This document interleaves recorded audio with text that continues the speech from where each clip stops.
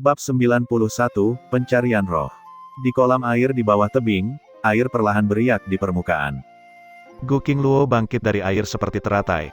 Saat dia meninggalkan air, dia mengibaskan rambutnya yang panjang, menyebabkan tetesan air berterbangan di udara. Mereka berkilau di bawah sinar matahari. Meskipun mereka berada jauh di musim dingin, fisik sarjana asal Qi membuatnya tidak takut dingin sama sekali. Dia berenang melalui air dengan cepat, bermain-main, orang merasa bahwa alam benar-benar harmonis dan indah.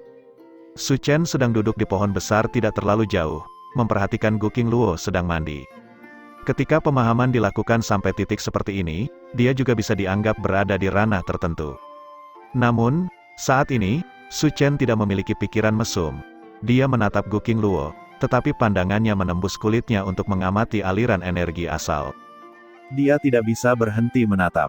Gu Qingluo baru saja mengaktifkan kekuatan garis keturunannya beberapa saat yang lalu, dan masih ada sisa-sisa garis keturunannya yang mengalir, membuat energi asal mengalir sangat jelas. Namun, seiring berjalannya waktu, aliran energi asal akan menjadi lebih redup. Karena itu, Su Chen perlu menggunakan waktunya dengan baik. Matanya tertuju pada aliran energi asal di tubuh Gu Qingluo. Su Chen tampaknya melihat semacam hukum konduksi energi asal yang hampir ilusif.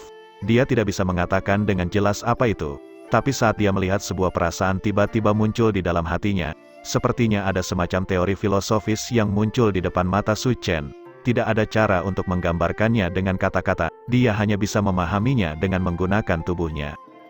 Benar, memahaminya dengan menggunakan tubuhnya sendiri. Jika seseorang memiliki mata yang sama dengan Su Chen pada saat ini, mereka akan menemukan bahwa pada saat ini di dalam tubuh Su Chen, aliran energi asal benar-benar memiliki kemiripan dengan Gu Qingluo.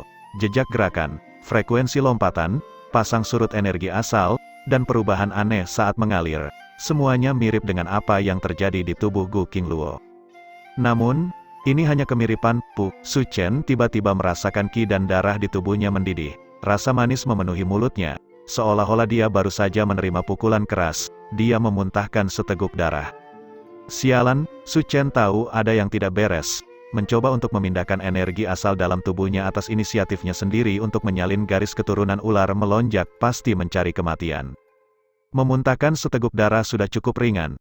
Jika efek sampingnya lebih parah, dia bisa menjadi gila atau bahkan meninggal.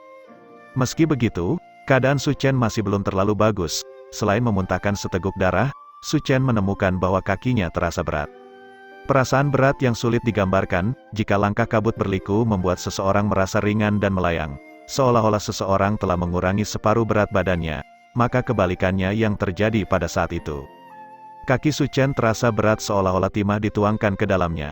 Dia merasa seolah-olah setiap langkah menguras kekuatannya yang luar biasa. Su Chen tidak dapat berdiri sejenak, lalu duduk di samping pohon, kehabisan tenaga. Apakah ini akibat dari kecerobohan? Su Chen tersenyum pahit. Usahanya untuk mendapatkan keuntungan benar-benar kembali menggigitnya. Dia memukul kakinya sendiri sedikit, berusaha mengembalikan energi asal di tubuhnya menjadi normal. Akhirnya, Su Chen merasa kondisinya sedikit membaik. Dia menghela nafas lega, ini menyiratkan bahwa efeknya hanya sementara. Namun, Su Chen juga tahu bahwa ini karena basis kultivasinya rendah, dan dia belum memiliki banyak kekuatan asal. Dia juga telah mengolah langkah kabut berliku, menghasilkan konsekuensi yang relatif ringan. Jika dia berada dalam situasi yang berbeda, kakinya mungkin lumpuh. Meniru gerakan origin energi sangat berbahaya. Su Chen sadar, tidak lagi berani untuk terus mencoba. Namun, langkah di udara yang bisa dia ambil sebelumnya menyebabkan hatinya gatal karena keinginan. Dia selalu punya firasat, bahkan jika dia tidak memiliki garis darah ular melonjak, dia juga bisa melakukan hal yang sama seperti Gu Qingluo. Karena itu, tubuhnya sangat berkonflik secara internal.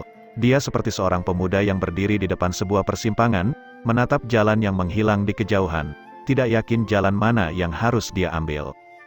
Gu Qingluo, bagaimanapun, tidak tahu apa yang dia pikirkan saat itu. Setelah melihat Su Chen hanya duduk di tanah, wajahnya pucat pasi, dia bertanya, "Hei, ada apa denganmu?" Su Chen tidak ingin dia tahu bahwa dia telah terluka, jadi dia buru-buru menjawab, "Tidak banyak, aku hanya memikirkan sesuatu. Terakhir kali Anda menyelidiki Spirit Burying Terrace, apakah Anda menemukan sesuatu yang menarik?" Setelah mendengar pertanyaan ini, perhatian Gu Qingluo dialihkan. Dia menuangkan segenggam air ke tubuhnya dan menghela nafas. Tidak apa-apa, setelah bertahun-tahun dan berubah dari waktu ke waktu, tidak ada lagi yang tahu di mana teras pemakaman roh berada. Satu-satunya hal yang pasti adalah pasti ada di sekitar area ini, kemungkinan besar dekat. Pegunungan Scarlet, kata Su Chen tiba-tiba. Teras penguburan roh ada di barisan pegunungan Scarlet. Bagaimana Anda tahu? Gu Qingluo bertanya dengan rasa ingin tahu. Su Chen menjawab, belum lama ini, organisasi itu meminta saya untuk membantu mereka mengirimkan barang.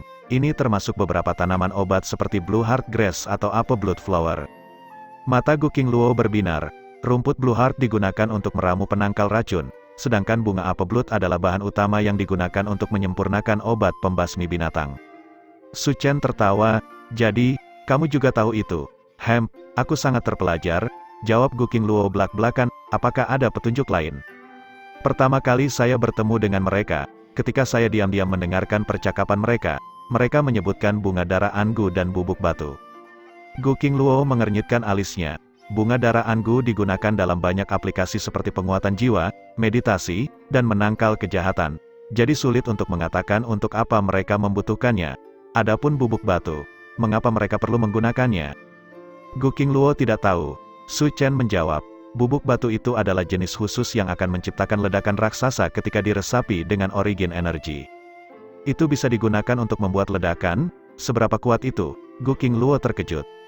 Itu lebih dari cukup untuk menembus batu gunung. Gu Qingluo terdiam, lama kemudian, dia berkata, meskipun rumput Blue Heart digunakan untuk membuat obat penawar, ada juga obat penawar jenis lain di luar sana.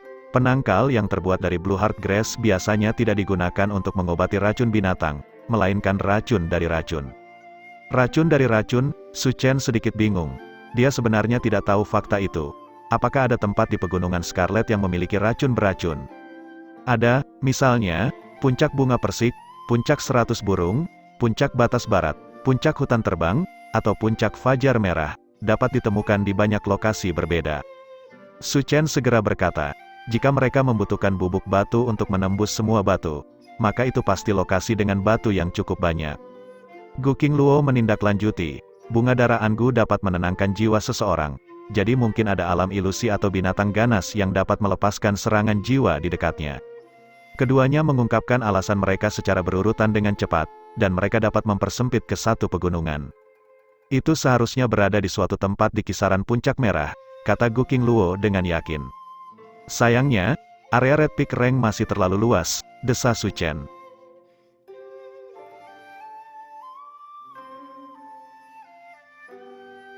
Bab 92, Resep. Saat bangun di pagi hari, Su Chen merasa dadanya masih agak sesak dan kakinya masih berat, peredaran origin energinya juga terbatas, dan dia tahu bahwa masalah kemarin belum sepenuhnya diurus. Sepertinya butuh waktu lama sebelum dia bisa pulih sepenuhnya. Su Chen tidak ingin menunggu selama itu, syukurlah. Dia tahu sejenis obat yang bisa mengobati rebound origin energi ringan seperti miliknya. Dia memutuskan bahwa dia mungkin juga membuat obatnya sendiri, sekaligus melatih dirinya sendiri dengan teknik alkimia Ulrich. Karena dia ingin melakukannya, dia akan melakukannya. Dia memanggil Ming Shu dan menyuruhnya memberitahu Zhou Hong untuk mempersiapkan keretanya. Setelah Jian Xin menghilang, pelayan pribadi Su Chen resmi menjadi Ming Shu. Meskipun dia agak keras kepala, dia memiliki rasa integritas yang kuat dan dia sangat setia kepada Su Chen. Karena itu, Su Chen lebih menyukainya. Pada saat itu, Ming Shu sedang membantu Su Chen mencuci wajahnya. Saat Su Chen memperhatikannya bekerja dengan rajin, sebuah ide tiba-tiba muncul di benaknya. Dia berkata, Ming Shu, apakah kamu ingin belajar seni bela diri? Tentu saja aku mau, tapi apa gunanya jika tidak ada yang mengajari saya? Jawab Ming Shu dengan melankolis. Aku bisa mengajarimu jika kamu mau, kata Su Chen. Benarkah Tuan Muda? Mata Ming Shu langsung menyala. Namun, segera setelah itu wajahnya jatuh lagi saat dia berkata, Tuan Muda, jangan mempermainkan saya. Semua orang tahu bahwa teknik bela diri Su Clan tidak boleh ditransmisikan ke orang luar. Su Chen tertawa, aku tidak mengatakan akan mengajarimu teknik bela diri klan Su. Ngomong-ngomong, apakah teknik bela diri Su Clan benar-benar berharga? Saya punya yang lebih baik untuk diberikan kepadamu. Ming Shu menatap Su Chen, bingung, Tuan Muda, apakah Anda serius? Su Chen menganggukkan kepalanya dengan serius. Ming Shu sangat bersemangat, itu luar biasa. Dia benar-benar melompat ke udara sebelum jatuh berlutut. Mingshu berterima kasih kepada Tuan Muda karena akan mentransmisikan teknik ini kepadaku. Oke, jangan khawatir tentang formalitas, bangun dan urus kerjaan. Saat dia berbicara, Su Chen sudah hampir selesai mencuci wajahnya. Aku akan menelepon Zhou Hong sekarang, teriak Mingshu sambil bangkit berdiri. Begitu sampai di ambang pintu, dia berbalik dan menatap Su Chen. Bolehkah aku mengatakan ini pada Zhou Hong? Su Chen tertawa, tentu saja. Katakan padanya dia bisa belajar jika dia mau juga. Ya, Tuan Muda, Mingshu dengan bersemangat berlari keluar ruangan. Saat meninggalkan kediaman, Zhou Hong sudah menunggunya dengan kereta siap di ambang pintu. Orang bisa tahu dari ekspresinya yang bersemangat bahwa Mingshu telah memberitahunya tentang situasinya. Namun, dia jauh lebih tua dari Mingshu, dan dia telah mengalami pasang surut kehidupan sehingga dia jauh lebih stabil juga. Dia tidak melupakan tugasnya karena itu. Malah diam-diam memusatkan perhatiannya pada tugas yang ada. Bawa aku ke Upuan Pavilion, kata Su Chen saat naik kereta. Gerbong itu terus menuju ke Pavilion Upuan. Pavilion Upuan terletak di Springwind Road di sisi timur kota Northwest, dan merupakan pemasok obat paling terkenal. Saat ini, pemasok obat bukan milik klan yang terpisah, jadi itu juga merupakan pavilion obat terbesar di seluruh kota Northwest. Ketika Su Chen kehilangan penglihatannya, Su Clan pernah mengundang banyak dokter dari sini untuk melihat matanya. Jadi, banyak orang di sini cukup akrab dengan Su Chen. Saat tiba di Upuan Pavilion, seorang asisten langsung datang untuk menyambutnya. Jadi Tuan Muda keempat, mengapa kamu datang ke sini hari ini? Tolong atur semua bahan obat yang diperlukan sesuai dengan resep ini, kata Su Chen sambil menyerahkan resep. Resepnya telah ditulis oleh Mingshu dari pembicaraan Su Chen. Ulrich telah mampu mengubah serangga pemakan logam. Jadi pemahamannya tentang biologi cukup bagus. Dia juga agak mahir dalam kedokteran. Su Chen pada dasarnya penasaran, jadi dia mendapatkan beberapa resep dari studi Ulrich. Asisten itu mengambil resepnya dan meliriknya, lalu menyerahkannya kepada kepala penjaga toko dengan ekspresi aneh. Saat kepala penjaga toko melihatnya, alisnya juga sedikit menyatu. Resep ini benar-benar sedikit aneh. Su Chen diam-diam tertawa. Teknik pengobatan Arcana kuno sangat berbeda dari yang populer dalam pengobatan kontemporer. Mereka sangat berbeda dalam hal proses berpikir, bahan dan metode. Tidak aneh jika pihak lain tidak dapat memahami resep ini. Kepala penjaga toko tidak bisa menahan diri untuk bertanya, dari mana asal resep Tuan Muda keempat, apa gunanya? Apakah itu urusanmu? Su Chen membalas. Kepala penjaga toko buru-buru berkata, oh, tidak juga, aku hanya sedikit penasaran. Setelah mempertimbangkan bahwa resep tersebut tidak menyertakan metode apapun untuk membuat obat, sehingga mereka tidak dapat menggunakannya, Su Chen tidak menyembunyikannya dari mereka. Dia menjawab, ini digunakan untuk mengobati rebound dari kehilangan kendali origin energi yang disebabkan oleh frustrasi aliran Qi. Obat yang mengobati rebound origin energi, mata kepala pemilik toko langsung berbinar. Rebound origin energi sebenarnya relatif umum untuk origin Qi Scholar.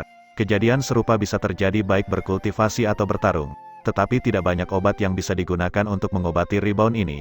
Sebagian besar hanya dapat meringankan sistem dan masih bergantung pada sarjana origin Qi menggunakan basis kultivasi mereka sendiri untuk merawatnya sepenuhnya. Masalah utamanya adalah rebound ringan dapat disembuhkan, tetapi kasus rebound yang parah berpotensi tidak mungkin diobati. Bagi banyak sarjana origin Qi, kasus parah dari pemulihan origin energi seperti penyakit yang tidak dapat disembuhkan, membuat mereka ketakutan. Meski begitu, sangat sedikit obat atau perawatan yang bisa digunakan. Karena itu, mata kepala penjaga toko secara naluriah menyala ketika dia mendengar bahwa obat ini dapat mengobati rebound origin energi. Su Chen, bagaimanapun, menggelengkan kepalanya, itu hanya bisa mengobati pantulan ringan. Bahkan jika ringan itu tidak masalah, kata kepala penjaga toko dengan bersemangat, apakah Tuan Muda Su bersedia menjual resep ini kepada kami?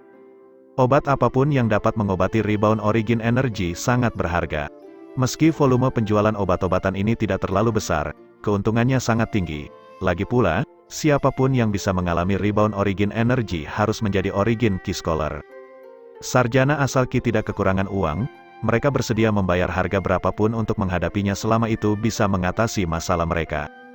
Dengan demikian, tidak pernah ada rasa takut bahwa ada terlalu banyak jenis obat untuk mengobati rebound origin energi. Jika beberapa orang tidak melihat banyak efek dari satu atau dua jenis, mereka mungkin membeli satu dari setiap jenis. Siapa yang tahu jenis obat apa yang akan menyembuhkan mereka dari masalah ini?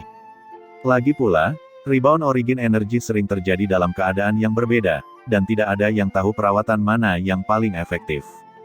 Resep ini ternyata sangat berbeda dari perawatan normal untuk menyembuhkan rebound origin energi yang biasanya mereka lihat, menyiratkan bahwa harga dasarnya saja sudah sangat tinggi, belum lagi nilai pasarnya yang sebenarnya.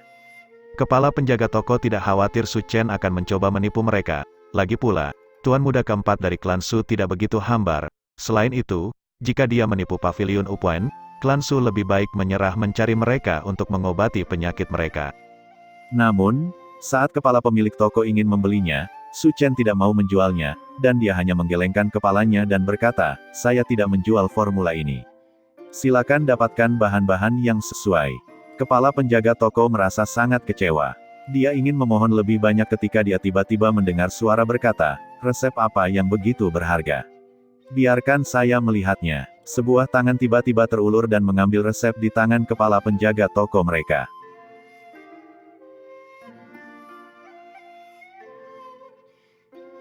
Bab 93, Rumor. Itu adalah seorang pria dengan sosok ramping dan mengenakan jubah panjang berwarna putih bulan dengan kerah yang terbuat dari bulu musang. Pedang panjang seputih salju tersarung di pinggangnya, dan dia terlihat sangat tampan dan heroik. Ada dua orang di sebelahnya, salah satunya adalah seorang pemuda tampan yang berpakaian mewah, mengenakan mantel bulu cerpelai. Yang lainnya adalah seorang wanita yang sebenarnya adalah Gu Qingluo. Untuk Gu Qingluo muncul di tempat ini menyebabkan Su Chen cukup terkejut. Namun, dia menyembunyikan keterkejutan di matanya dengan sangat baik. Tapi Ming Shu lah yang panik.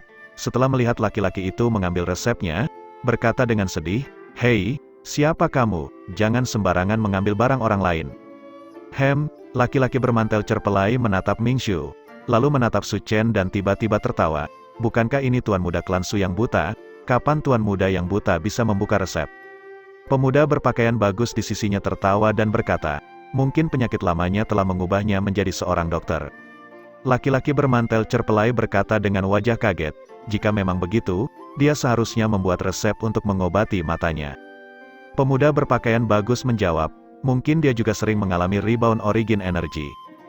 Mereka berdua saling memandang, lalu mulai tertawa, memasang ekspresi ejekan yang tak terkendali. Alis Gu Qingluo sedikit menyatu.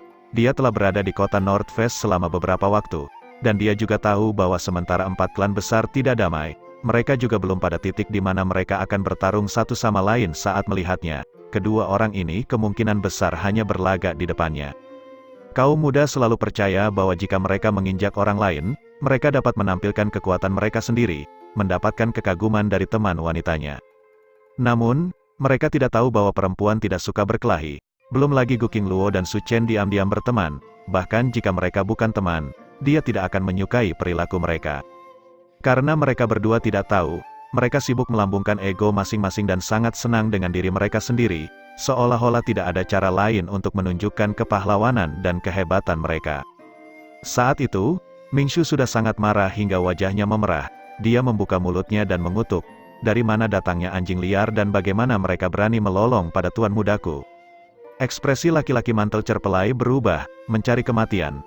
Dia mengangkat tangannya, dan seberkas angin keluar dari jarinya ke arah Ming Shu. Saat Ming Shu hendak terkena pukulan, Su Chen meraih Ming Shu dan menariknya ke belakang. Menghindari angin, serangan jari itu mendarat di kolom terdekat, membuat lubang di dalamnya. Su Chen perlahan berkata, "Apakah klan Lin berencana melakukan pertempuran dengan klan Su?" Keduanya secara bersamaan tertegun. Laki-laki berpakaian bagus berkata, "Kamu tahu bahwa kami berasal dari klan Lin?" Su Chen tertawa, "Anggota klan Lin, mereka selalu memiliki bau busuk. Akan sulit bagi saya untuk menghindari baunya bahkan jika saya menginginkannya. Karena klan Lin terus memelihara binatang buas, tidak dapat dihindari bahwa mereka akan tercemar oleh bau binatang buas. Namun, bau ini biasanya hanya ditemukan pada pelayan, dan tidak mungkin bagi keduanya, yang jelas-jelas adalah tuan muda klan Lin, untuk berbau seperti itu." Su Chen sengaja mengatakan ini, seperti bagaimana mereka berdua mengejek bahwa dia buta. Itu adalah adu kecerdasan. Siapa yang lebih kuat? Siapa yang takut pada siapa? Ekspresi pria mantel cerpelai sekali lagi berubah. "Orang buta terkutuk. Jangan berpikir bahwa hanya karena kamu mendapatkan posisi teratas di antara tumpukan sampah di klan Su maka kamu adalah sesuatu." Dia membuka tangan kanannya, dan pusaran lain muncul di tangannya. Namun, kali ini berbentuk panah. Laki-laki mantel cerpelai meluncurkan panah udara ke arah Su Chen. Panah itu mengeluarkan dengungan yang tidak menyenangkan saat ditembakkan ke arah lengan Su Chen. Terbukti, serangan ini hanya dimaksudkan untuk melukai daripada mengambil nyawanya. Namun, meski itu hanya serangan yang dimaksudkan untuk melukai, Su Chen tidak bisa membiarkannya melakukan apapun yang diinginkannya. Dia menggunakan tangannya sebagai pisau dan memotong ke arah panah angin. Panah angin dipotong-potong. Anehnya, itu tidak hilang karena ini. Sebaliknya, itu menjadi 10 atau lebih panah angin kecil, menembak ke arah Su Chen. Laki-laki mantel cerpelai tertawa, angin tidak berbentuk. Bagaimana Anda bisa bertahan melawannya dengan begitu mudah? Telapak tangan Su Chen ditempatkan di udara. Pada saat berikutnya, semua orang tampaknya mendengar gemuruh guntur yang rendah, seolah-olah itu adalah bel yang berbunyi dari dalam hati mereka. Pada saat yang sama, seolah-olah tidak pernah ada asisten terdekat, penjaga toko. Sepertinya tidak ada dari mereka yang menyadarinya. Namun, setelah guntur tanpa suara ini, semua panah angin benar-benar hilang. Su Chen mengambil kembali telapak tangannya dan berkata dengan senyum lembut, suara yang begitu besar namun tidak bersuara, bagaimana kamu bisa dengan mudah mendengarnya? Saat menggunakan Thunder Blade untuk menangani Wind Arrow, keduanya sebenarnya berimbang. Laki-laki mantel cerpelai juga agak terkejut. Dia jelas tidak menyangka reaksi Su Chen akan begitu cepat dan akurat, dan kekuatannya juga melebihi harapannya. Dia berkata dengan ekspresi biadab, mengesankan, tapi itu tidak cukup, coba yang ini untuk ukuran. Dia baru saja akan bergerak ketika Guking Luo tiba-tiba menyela, Lin Yemao, Lin Jingxuan, apakah kamu sudah selesai? Saya di sini untuk mendapatkan obat untuk Blue Knight, bukan untuk melihat Anda membuat masalah. King Luo, ekspresi laki-laki mantel cerpelai itu langsung berubah, dan dia menatap Guking Luo, wajahnya penuh senyuman. Guking Luo sudah berbalik dan pergi. Pertempuran antara Lin dan Su Clan tidak ada hubungannya denganku. Cepat ambil obatnya dan ayo pergi. Saya tidak ingin membuang waktu di sini. Baiklah, laki-laki mantel bulu buru-buru menjawab. Dia dengan keras memelototi Su Chen dan berkata, orang buta terkutuk, ingat namaku. Saya Lin Yemao. Pada hari pertempuran naga tersembunyi, aku akan memberimu sesuatu untuk dilihat. Laki-laki berpakaian bagus juga berjalan ke depan dan tertawa. Nama saya Lin Jingxuan, saya menunggu hari di mana kita bisa bertempur. Saat dia berbicara, dia juga pergi dengan pria mantel cerpelai dan menemani Guking Luo untuk pergi dan membeli obat. Lin Yemao, Lin Jingxuan, Su Chen mengulangi kedua nama ini dengan suara rendah. Jika dia ingat dengan benar, ini adalah 2 dari 4 nama yang disebutkan Guking Luo kepadanya sebelumnya. Itu untuk mengatakan bahwa 4 bibit yang dikirim klan Lin ke klan Gu telah kembali. Tampaknya karena pertempuran naga tersembunyi sudah dekat, klan Lin tidak lagi menyembunyikan keberadaan mereka. Namun, tidak ada yang tahu bagaimana kekuatan mereka meningkat saat memasuki klan Gu. Ini benar-benar membuat orang menantikannya. Su Chen tidak lagi memperhatikan mereka, malah kembali ke Istana Su setelah membeli ramuan obat yang sesuai. Setibanya di Istana Su, seorang pelayan buru-buru bergegas ke arahnya. Tuan muda keempat, Anda akhirnya kembali. Apa yang telah terjadi? Kenapa kamu begitu terburu-buru? Su Chen bertanya. Ini Nyonya, dia, pembantu itu tidak dapat melanjutkan untuk sesaat. Ekspresi Su Chen sedikit berubah. Apa yang terjadi pada ibu? Ibu Anda pingsan setelah memuntahkan darah. Akhirnya pelayan itu menjawab. Di dalam paviliun prospek terang, Tang Hongrui berbaring di tempat tidurnya, wajahnya pucat pasi, tidak bisa bangun dari tidurnya. Seorang dokter tua sedang memeriksa kondisinya. Setelah selesai, mereka berkata, dia sakit karena api kemarahan menyerang hatinya. Dia akan membutuhkan pemulihan yang damai. Saya akan membantu Nyonya membuka beberapa resep nanti. Selama dia menelan obat sesuai resep, dia akan sembuh dalam waktu singkat. Tapi tolong ingat, jangan biarkan Nyonya yang menderita itu menjadi gelisah lagi. Terima kasih, Dr. Sun, jawab Su Chen dengan sopan. Dr. Sun adalah dokter terbaik di paviliun Upuan.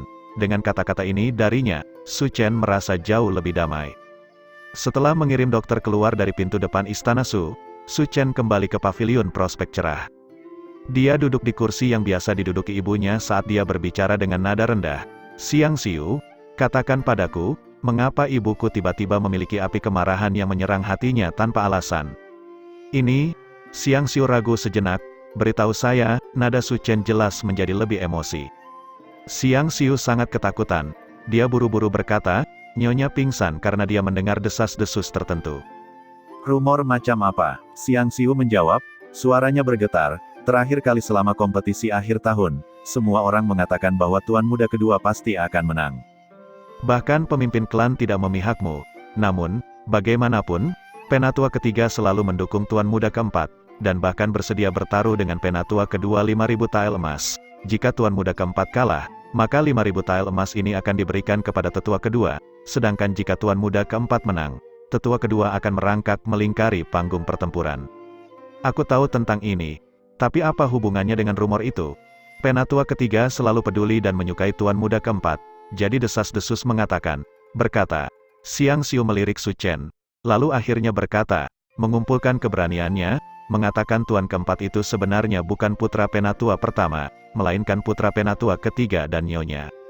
Su Chen memukul altar dupa di sebelahnya, menghancurkannya berkeping-keping. Meskipun temperamennya sabar dan sabar, tapi dia masih sangat marah dengan rumor tersebut. Pada saat itu, dia dengan erat mengepalkan tinjunya, menggeram keras. Setelah sekian lama, hatinya perlahan mulai tenang. Setelah beberapa lama, Su Chen berkata, sudah berapa lama rumor ini menyebar di sekitar istana Su? Xiang Xiu menyandarkan kepalanya ke tanah dan menjawab dengan gemetar, sudah sekitar 7 atau 8 hari. 7 atau 8 hari, maka bawahan seharusnya sudah mengetahuinya cukup lama, kan? Su Chen bertanya. Ya, apakah kamu yang memberitahu ibuku? Tidak, bukan saya, Xiang Xiu berteriak ketakutan. Bagaimana mungkin si kecil ini memiliki nyali untuk memutar lidahku di depan nyonya? Lalu bagaimana dia tahu? Itu adalah Lan Zi. Xiang Xiu menjawab. Ketika Lan Zi sedang berbicara dengan bawahan, mereka sedang mendiskusikan masalah ini, dan nyonya kebetulan mendengarnya. Panggil Lan Zi untukku. Sesaat kemudian, Lan Zi muncul di paviliun. Selain Su Chen, tidak ada satu orang pun di paviliun besar itu. Su Chen sedang duduk di kursi, memegang secangkir teh di tangannya. Dia tidak meminumnya, malah menatap kosong ke kejauhan. Tidak diketahui apa yang dia pikirkan. Lan Zi berlutut di tanah, tetapi Su Chen tidak mengatakan apa-apa selama beberapa waktu, seolah-olah dia tidak ada. Setelah beberapa lama, Su Chen berkata, siapa yang menyuruhmu menyebarkan desas-desus itu kepada ibuku? Lan Zi sangat terkejut. Apa maksud Tuan Muda dengan mengatakan ini? Itu hanya selip lidah dari pelayan ini. Su Chen berkata dengan tenang dan tidak tergesa-gesa, sebelum kamu tiba, aku sudah bertanya-tanya. Kamu mengatakan ini di paviliun penyegar saat kamu memetik bunga. Tempat itu cukup luas dan bidang pandangnya sangat bagus. Jika ada yang datang, mereka akan melihatmu dengan sangat mudah. Selain itu, ibu saya biasanya pergi ke balai leluhur untuk membakar dupa dan akan selalu lewat di sana. Kamu telah bersamanya begitu lama, dan kamu harus tahu ini. Saya juga bertanya kepada Cui Xin, Yu Yun, dan Qiu Tang, dan mereka semua bersaksi bahwa ketika mereka hanya bercakap-cakap, seseorang tiba-tiba mengungkit pembicaraan terkait rumor tersebut. Itu kamu yang memilih untuk mengatakan sesuatu yang seharusnya tidak kamu katakan saat itu. Apakah kamu masih ingin mencoba dan mengklaim bahwa kamu tidak bersalah? Lan Zi mulai berteriak keras. Tuan Muda memberi saya nama buruk dan kemudian menuduh saya. Lan Zi benar-benar mengatakan sesuatu yang tidak dia katakan. Tapi itu jelas tidak disengaja. Desas-desus mulai menyebar dari dalam kediaman, dan nyonya pasti akan tahu cepat atau lambat. Mengapa Anda memutuskan bahwa sayalah yang dengan sengaja memberitahu nyonya? Bagaimana Anda tahu bahwa nyonya tahu dengan pasti? Su Chen minum teh. Rumor itu telah menyebar selama 7-8 hari sekarang. Tapi kapan itu sampai ke nyonya? Para pelayan di istana bukanlah orang bodoh. Mereka tidak akan mendengarkan apa yang seharusnya tidak mereka dengarkan, dan mereka tidak akan menyebarkan apa yang seharusnya tidak mereka sebarkan. Jika ada beberapa hal yang tidak disukai tuannya, selama pelayannya tidak idiot, mereka tidak akan pernah menyebarkannya ke tuannya. Terbukti, ini tidak menguntungkan orang yang menyebarkan desas-desus. Bukankah lawan ingin ibuku mendengarnya? Lagi pula, rumor yang tidak pernah sampai ke lawan tidak efektif. Tubuh Lan Zi bergetar. Meski begitu, Tuan Muda tidak bisa begitu saja mengklaim bahwa saya melakukannya dengan sengaja. Lan Zi tahu bahwa saya melakukan kesalahan, tetapi sebenarnya tidak ada persekongkolan apapun. Su Chen samar-samar tersenyum, masih berusaha menyangkalnya. Meskipun Lan Zi telah menyangkalnya sepanjang waktu, dia telah membuat kesalahan yang sama seperti yang dilakukan semua orang sebelumnya, yaitu memperlakukan Su Chen sebagai orang buta. Sama seperti penipuan di Trujade Pavilion, dia telah melakukan kesalahan yang sama. Dia percaya bahwa dia tampil di depan orang buta, jadi dia melakukan banyak hal dengan setengah hati, ekspresi menghina, gerakan ceroboh, atau bahkan sikap tak kenal takut telah mengungkapkannya, tapi dia tidak tahu itu. Ini juga mengapa Su Chen ingin berbicara dengannya sendirian. Hanya dengan cara ini dia bisa melihat sikap sebenarnya pihak lain. Pada saat ini, Lan Zi masih dengan keras menyangkalnya dan berteriak bahwa dia salah dituduh. Namun, Su Chen tidak tega untuk terus mempermainkannya. Dia langsung berkata, "Orang yang mengarahkanmu pasti Yan Wushuang, kan?" Ekspresi Lan Zi berubah, dan wajahnya menunjukkan ekspresi panik yang tidak dapat disembunyikan, meskipun dia terus berteriak bahwa dia salah dituduh. Su Chen mendengus, "Apakah menurutmu karena aku tidak punya bukti, aku tidak bisa berbuat apa-apa padamu?" Lan Zi terus berteriak dengan sedih dan marah, bahkan jika Tuan Muda mengatakan ini, Lan Zi masih tidak mau mengakui kejahatan ini.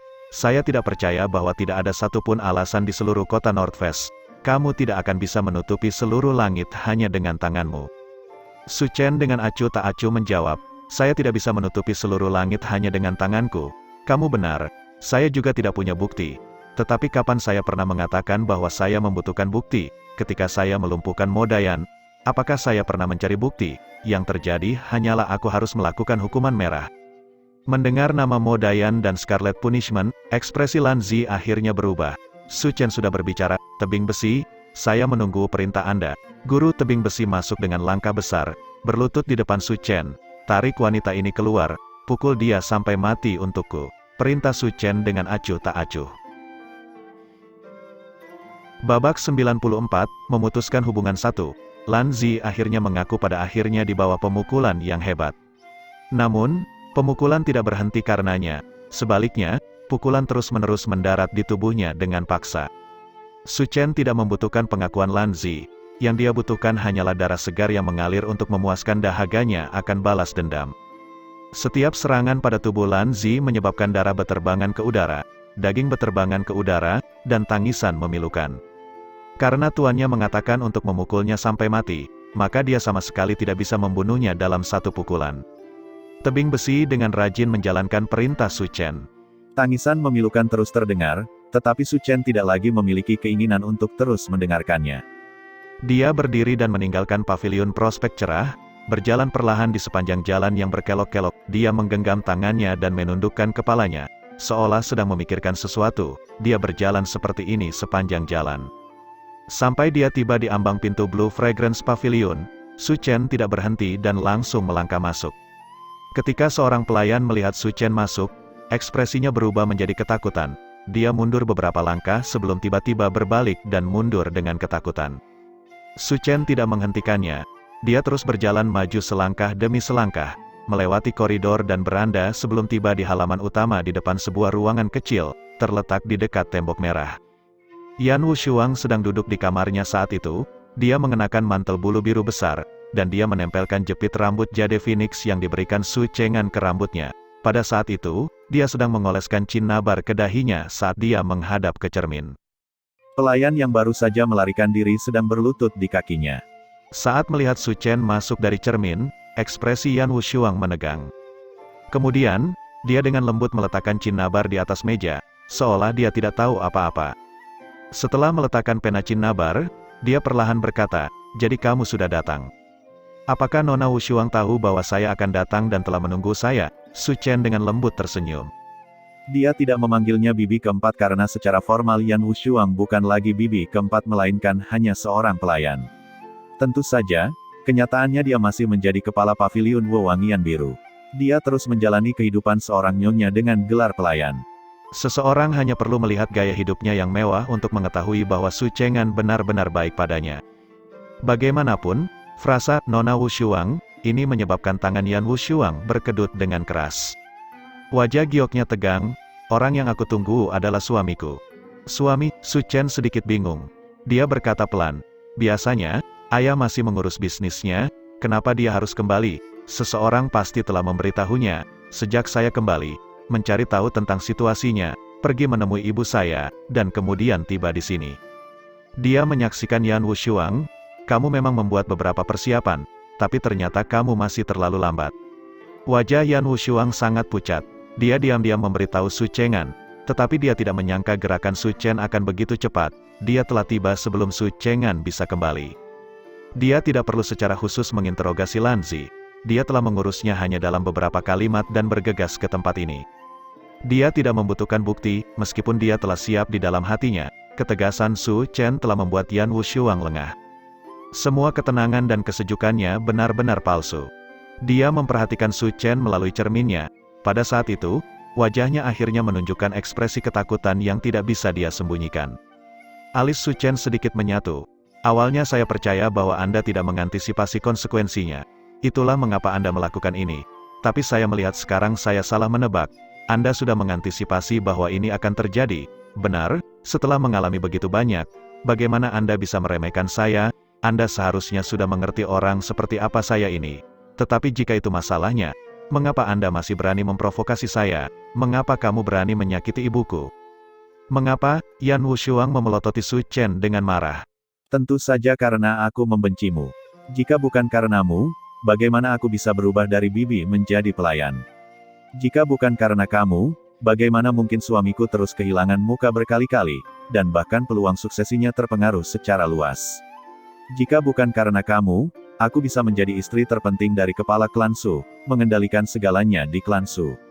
Tapi sekarang, aku hanya bisa berlindung dari suami, terus berjuang di ambang kematian. Kamu mengatakan bahwa kamu berjuang di ambang kematian, tetapi cara hidupmu dicemburui oleh banyak orang. Apakah Anda benar-benar tinggal di penjara di sini? Apa yang kamu mengerti? Yan Wushuang mulai berteriak keras. Kamu pikir hidupku cukup bagus? Meskipun saya bukan lagi seorang bibi, saya dapat terus menjalani kehidupan yang sama seperti yang saya lakukan di masa lalu. Tapi berapa lama aku bisa terus hidup seperti ini? Suamiku hanya baik padaku karena tahu aku masih cantik. Tapi suatu saat aku akan menjadi tua dan lemah. Pada saat itu, tanpa statusku. Jadi seperti apakah saya ini? Su Chen akhirnya mengerti. Status adalah asuransi terbesar yang bisa dimiliki seorang wanita untuk masa depannya. Bahkan jika dia kehilangan cinta dan kasih sayang suaminya, dia masih memiliki posisi dan kekuatan yang diperhitungkan sebagai miliknya. Misalnya, Tang Hongrui termasuk dalam kategori ini. Ini juga mengapa Yan Wushuang menghabiskan begitu banyak upaya untuk mencoba dan menggantikan Tang Hongrui. Jadi, sementara orang lain mungkin tidak terlalu memikirkan identitasnya sebagai bibi keempat, bagi Yan Wushuang ini adalah masalah sebesar langit karena mempengaruhi kehidupannya di masa depan. Biasanya, selama dia terus dimanjakan oleh Su Chengan, setelah beberapa tahun dia secara alami akan memiliki kesempatan untuk mendapatkan kembali posisinya. Namun, perkembangan situasi telah melebihi harapannya.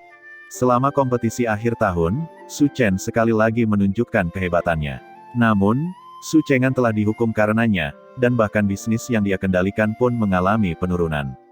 Karena itu, Su Chengan dan Yan Wushuang juga mulai sedikit berdebat, sehingga frekuensi dia datang mengunjunginya banyak berkurang.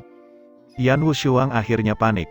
Dia mulai menyadari bahwa segala sesuatunya tidak akan berjalan sebaik yang dia bayangkan. Nasib tragisnya akan menjadi lereng yang licin, yang akan menyebabkan lebih banyak tragedi.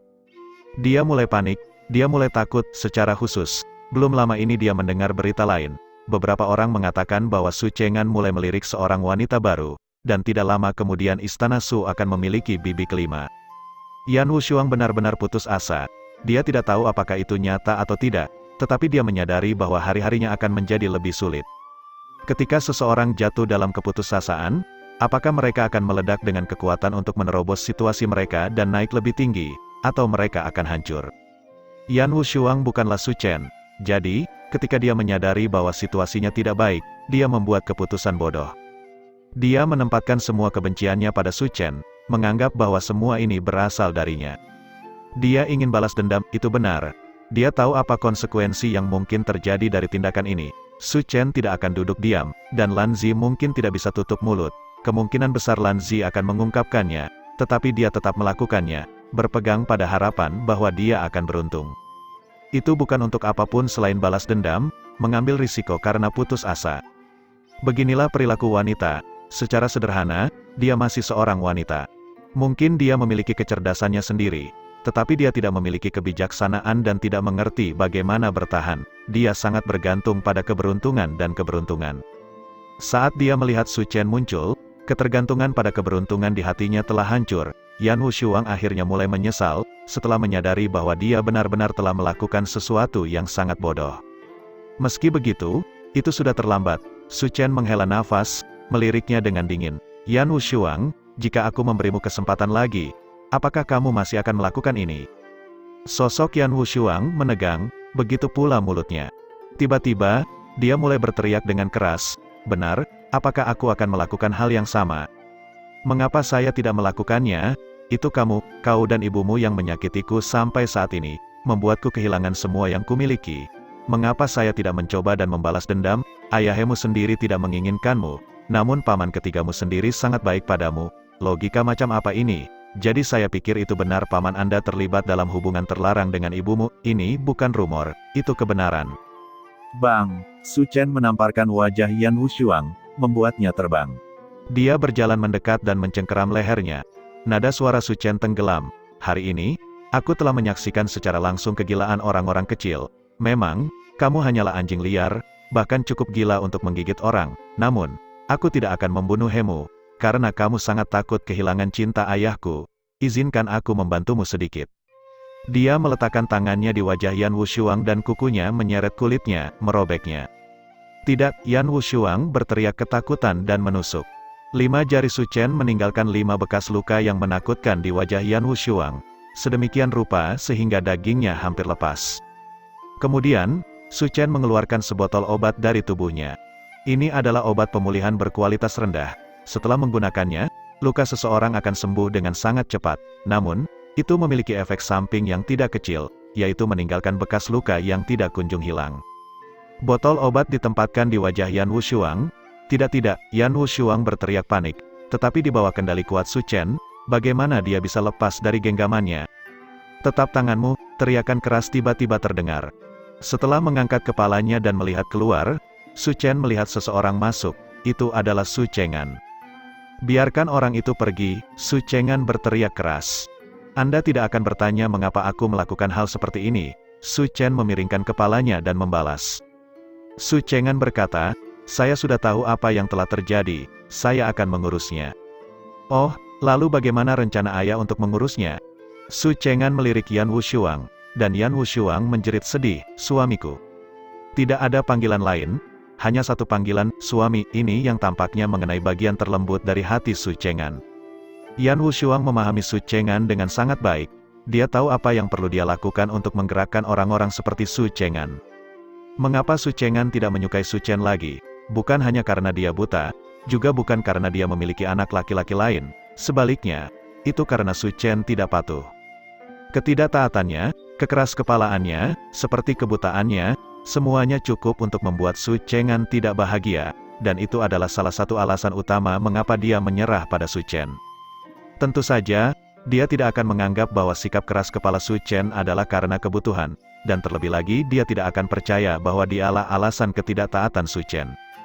Dia hanya merasa bahwa Su Chen memprovokasi harga dirinya, itulah sebabnya dia selalu marah pada Su Chen. Untuk seorang putra buta tanpa prospek masa depan untuk menamparkan wajahnya berkali-kali, bagaimana dia bisa menerima ini? Yan Wushuang memahami hal ini, jadi dia tidak membuat penjelasan atau permohonan apapun, dia hanya menatapnya dengan penuh kasih dan sedih. Pada saat ini, ketika Su Chengan menatap Yan Wushuang, hatinya teringat akan kehangatan Yan Wushuang. Penampilannya yang cantik, dia memenuhi kebutuhannya dengan sepenuh hati, dan pemahamannya tentang apa yang harus dikatakan. Meskipun dia membenci keinginan Yan Wushuang, yang telah menyebabkan dia banyak masalah, pada saat itu ketika dia memandangnya, hatinya melembut. Dia tidak bisa membiarkan Su Chen menghancurkan Yan Wushuang seperti ini. Dia berdeham dan berkata pada akhirnya, aku akan menghukumnya dengan keras untuk ini. Kamu tidak perlu khawatir tentang itu. Menghukum, jadi Anda tidak akan membunuh atau mengasingkannya, saya harus puas hanya dengan hukuman belaka. Su Chen memelototi Su Chengan. Dia bahkan tidak berpura-pura buta lagi, dan matanya berkobar-kobar karena amarah. Su Chengan resah dengan tatapannya, dia dengan marah berkata, ketika aku melakukan sesuatu, apakah aku perlu melaporkan kembali kepadamu? Segera letakkan obatnya, jika tidak. Kalau tidak, apa? Kalau tidak, Su Chengan berhenti sejenak, akhirnya berkata, kalau tidak, kamu bukan anakku. Su Chen berhenti berbicara, dia memperhatikan Su Chengan. Lama kemudian, dia berkata, oke, Paman, dia menuangkan obatnya. Babak 95, memutuskan hubungan 2. Air obat hijau giok mengalir ke wajah Yan Wushuang, diresapi dengan vitalitas. Itu menyembuhkan lukanya, namun wajah Yan Wushuang dipenuhi dengan kengerian dan ketakutan seolah-olah itu adalah sebotol racun. Dia dengan marah berteriak, tidak, tapi tidak peduli bagaimana dia berjuang, dia tidak bisa lepas dari genggaman Su Chen. Su Chengan tidak pernah menyangka bahwa Su Chen benar-benar berani mengabaikannya, ekspresinya sangat berubah. Beraninya dia tidak patuh, bagaimana mungkin dia bisa melakukan itu? Su Chen adalah putranya sendiri, namun dia sebenarnya berani menentangnya.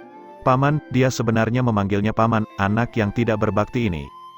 Su Chengan akan menjadi gila, namun, Su Chen membuang botol obat itu ke samping, lalu berdiri, berjalan keluar. Dia tidak memperhatikan Su Chengan. Setelah melihat Su Chen pergi begitu saja, kebencian di hati Su Chengan melonjak. Anak tidak berbakti, Su Chengan tiba-tiba berteriak keras, sambil membanting telapak tangannya ke punggung Su Chen. Su Chengan adalah seorang ahli di alam mendidih darah. Ketika telapak tangan ini mendarat di punggung Su Chen terlempar ke udara dan memuntahkan seteguk darah sebelum dia menabrak dinding Blue Fragrance Pavilion. Tembok itu runtuh saat Su Chen menabraknya. Kamu anak yang tidak bisa diajar, kamu tidak mematuhi perintah langsung ayahmu. Apa gunanya menahanmu? Su Chengan berkata singkat. Dia mengangkat tangannya, dan serangan telapak tangan lainnya mendarat di Su Chen.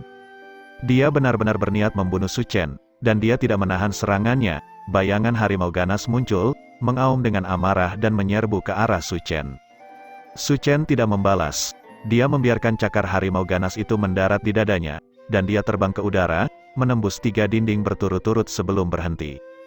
Dia menundukkan kepalanya dan melihat bahwa pakaian di depan dadanya telah tercabik-cabik, dan bahkan cermin pelindung hati memiliki penyok besar di dalamnya. Tanpa cermin pelindung hati, serangan telapak tangan terakhir itu mungkin telah merenggut nyawa Su Chen. Meski begitu, Su Chen tidak bergerak sama sekali seperti sebelumnya. Dia dengan dingin menatap ayahnya. Kedua serangan ini benar-benar menghancurkan sisa-sisa hubungan ayah anak mereka. Su Chengan cukup terkejut bahwa dia tidak dapat membunuh Su Chen dengan satu serangan, dan niat membunuhnya sedikit menurun. Namun, tatapan dingin Su Chen sekali lagi membangkitkan amarahnya. Kamu berani menatapku, kamu, orang buta, sebenarnya berani menatapku. Aku akan membunuhmu, bajingan. Telapak tangan lain menyerang, gambar Flaming Tiger melolong ke langit dan menerkam ke depan, membawa semburan api yang mengamuk. Dia jelas tidak menyisakan ruang untuk kesalahan, mencoba mendaratkan pukulan mematikan. Namun, kali ini Su Chen tidak duduk di sana tanpa bergerak. Dia bergerak, mengaktifkan Max Guardian miliknya, penghalang Tri Max Guardian melapisi tubuhnya. Ledakan, serangan Su Chengan mendarat, dan ketiga penghalang pelindung itu hancur, namun, dia tidak dapat menyakiti Su Chen sama sekali. Su Chen sangat jelas tentang kekuatan ayahnya. Kamu benar-benar berani mencoba dan memblokirnya. Su Chengan sangat marah. Kamu anak yang tidak berbakti. Hari ini aku harus membunuhmu. Gambar Flaming Tiger sekali lagi menerkam, mengambil hampir setengah dari Blue Fragrance Pavilion. Dia sekarang mewujudkan kekuatan penuh dari seorang ahli perebusan darah. Namun, saat gambar harimau hendak mendarat, sebuah suara tiba-tiba terdengar, cukup. Tangan Su Chengan berhenti. Dia sebenarnya tidak dapat melepaskan serangan tinju ini. Tidak terlalu jauh, Su Changche berjalan mendekat. Selangkah demi selangkah, tangannya terkatup di belakang. Di belakangnya ada sekelompok besar tetua Su Clan. Mustahil untuk tidak menarik begitu banyak anggota klan, mengingat besarnya keributan itu. Mereka semua memandang Su Chen dan Su Chengan, mulai mendiskusikan berbagai hal dengan diam-diam di dalam hati mereka. Ayah, Su Chengan bingung. Ekspresi Su Changche berat. Apa, jika saya tidak datang, kamu akan memukuli putramu sampai mati? Ayah, Su Chengan buru-buru berkata, bajingan ini tidak berbakti dan tidak patuh kepada orang tuanya. Dia kejam dan gila, tidak menghormati orang yang lebih tua, dan tidak memiliki siapapun di matanya. Su Chen dengan acuh tak acuh berkata, saya buta, tentu saja mataku tidak memiliki siapa-siapa. Dengarkan dia masih berani bicara. Su Chengan sangat marah hingga dia gemetar. Tutup mulutmu, Su Changche tiba-tiba berteriak. Apakah kamu selesai membuat keributan? Aku, Su Chengan terkejut. Dia tidak menyangka Su Changche tiba-tiba marah padanya. Dia membeku sesaat sebelum berkata, ayah, aku tidak berusaha membuat keributan.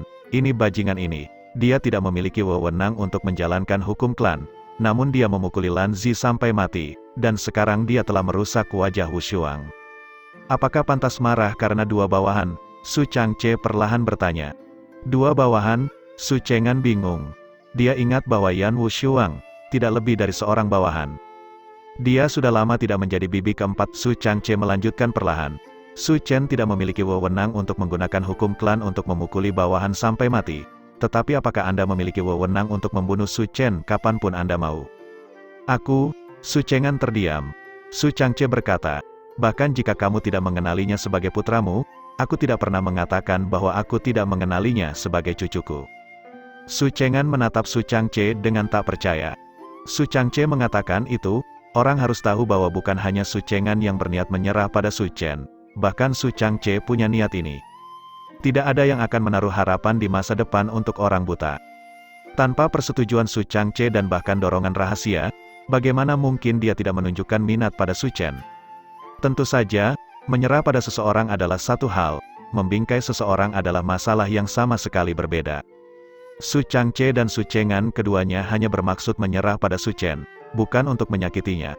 Itu adalah Su Qian yang tidak memiliki bakatnya sendiri dan tidak bisa mendapatkan posisi teratas sendirian. Menghasut intervensi Su Keji, itu Yan Wushuang yang terlalu rakus dan tidak bisa menangani provokasi apapun, menyebabkan dia memprovokasi Su Chen berkali-kali. Ini bukanlah niat Su Changche atau Su Chengan, sebaliknya, bagaimanapun, karena mereka telah menyerah padanya, mereka telah memberikan kepercayaan kepada orang lain untuk berurusan dengan Su Chen. Dalam pengertian itu, mereka telah menambahkan bahan bakar ke dalam api, dan mereka tidak dapat melarikan diri dari kejahatan karena diam. Sekarang, Su Changche benar-benar mengatakan bahwa bahkan jika kamu tidak mengenalinya sebagai putramu, aku tetap menginginkannya sebagai cucuku. Sikapnya benar-benar berbalik, jauh melebihi harapan Su Chengan. Dia menatap ayahnya sendiri, tetapi Su Changche tidak memperhatikannya, malah menoleh untuk melihat Su Chen. Sepertinya kamu berencana pergi ke pegunungan Scarlet lagi. Begitu dia mengatakan ini, ekspresi semua orang berubah. Su Changqing berkata, kamu tidak bisa membiarkan dia pergi ke pegunungan Scarlet lagi. Benar, dia melangkahi otoritasnya dan memukuli seseorang sampai mati.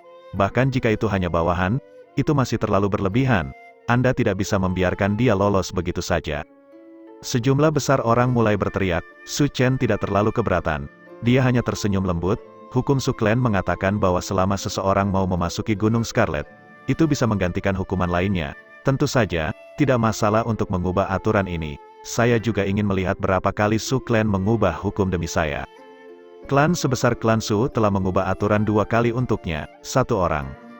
Bahkan jika mereka mengubah hukuman Scarlet untuknya, mereka akan benar-benar menjadi bahan tertawaan. Tidak peduli bagaimana pendapat orang lain, Su Changche ternyata tidak memiliki niat ini. Dia berkata, karena kamu akan pergi, maka pergilah. Berapa lama kamu akan pergi? Su Chen berpikir sejenak, lalu menjawab, 150 hari. Bagaimana kedengarannya? Baiklah, 150 hari, jawab Su Changche. Semua orang saling memandang, mereka terdiam cukup lama. Itu disebut hukuman merah, tetapi mengapa dari sikap mereka itu tampak lebih seperti liburan merah? Su Chengan sangat berduka. Ayah, dia merusak wajah Wushuang, dia adalah ibu Hauer. Bagaimana dia bisa melihat putranya di masa depan? Su Changche dengan dingin berkata, dia hanya pelacur dari gedung bulan musim semi. Bahkan jika itu hancur, apa ruginya? Hanya kalimat itu saja yang menyebabkan ekspresi Yan Wushuang dan Su Chengan berubah secara bersamaan. Su Changche melanjutkan, bahkan seorang selir yang tidak berharga pun berani menyebarkan desas-desus untuk melukai klan. Sungguh ceroboh, di tahun-tahun ini, kamu dibingungkan oleh kecantikan dan melakukan banyak hal konyol. Banyak dari mereka yang dihasut oleh wanita itu. Su Chen merusak wanita itu sepenuhnya benar. Bahkan jika dia tidak bergerak, aku akan menjaganya. Ketika Yan Wushuang mendengar ini, dia duduk di tanah dengan putus asa. Kata-kata Su Changche telah menyegel nasibnya di klan Su. Setelah mengatakan ini, Su Changche berbalik. Sama sekali mengabaikan Su Chengan. Dia berkata kepada Su Chen dan berkata, kamu, ikuti aku. Saat dia berbicara, dia berjalan ke arah lain, dengan Su Chen di belakang. Semua orang yang tersisa saling memandang, tidak yakin apa yang harus dilakukan. Akhirnya, mereka hanya bisa bubar ke tempat tinggal mereka sendiri. Suamiku, Yan Wushuang berteriak dengan sedih. Su Chengan melirik Yan Wushuang. Melihat bekas luka di wajahnya, dia tiba-tiba merasa jijik. Dia melambaikan lengan bajunya, menyapu Yan Wushuang ke tanah, lalu pergi.